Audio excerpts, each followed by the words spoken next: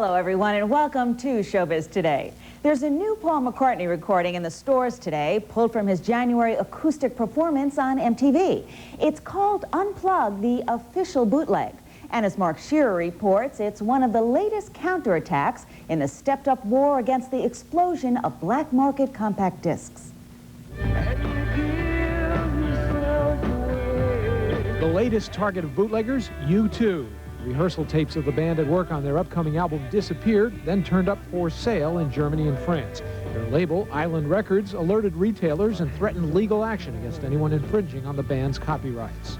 Bootlegging involves copies of unreleased recordings, unlike record piracy, which is the illegal duplication of commercially available recordings. Basically, there are two types of bootlegs. One is the live concert recordings, and the other are outtakes or alternate takes, things left over from studio sessions that never made it onto albums. Last year, law enforcement officials working with the Recording Industry Association of America seized about 150,000 bootleg CDs in the U.S. That marked a 400% increase over the year before.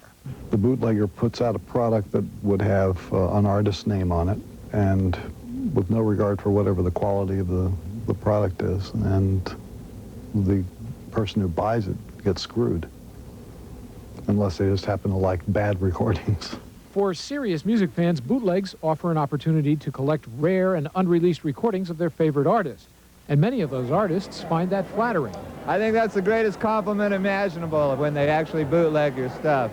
They're not going to like me for this in the business, but for me as a songwriter, I want people to hear my songs, and I don't care how they hear them, as long as they hear them. Some groups, like the Grateful Dead, actually encourage bootlegging by openly allowing their concerts to be taped. But most artists feel ripped off by it. When your stuff is being bootlegged, then you're being done out of something that you would rightfully be entitled to as far as monetarily and things like that. I find it abhorrent, I mean, because it's going to kill the industry in the end. And I mean, obviously it affects the big artists because it takes their royalties away. But indirectly, that will affect the up-and-coming artists, because if it's taking money away from the industry, that is money. I mean, the big artists do fund the newcomers. Even Bruce Springsteen, who began a 1978 concert by saying, "Bootleggers roll your tapes," has since changed his tune. Springsteen has taken a very strong position against bootlegging. His management people frequently testify at most of the major bootlegging cases.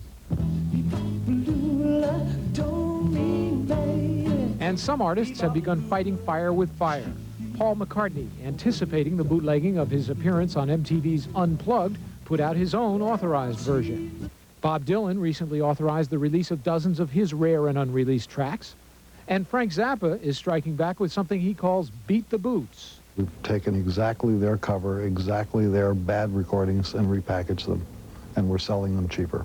So while record industry and law enforcement officials crack down, and some musicians try to undermine the bootleg market with their own releases, others nervously eye the near future when consumers will be able to buy CDs that both erase and re-record and multiply the problem. Mark Shearer, CNN Entertainment News, New York.